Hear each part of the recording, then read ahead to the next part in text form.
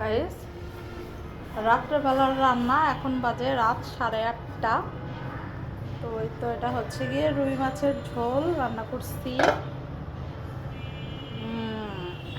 আর এখানে এই যে কচুরলতি ভুনা করতেছি, মানে পেঁয়াজ টিয়াজ দিয়ে অল্প একটু ঝোল দিয়ে ঢেকে ঢেকে সেদ্ধ করতেছি। এখানে তো মাছ রান্না হয়েছেই। তো বাহিরের অবস্থা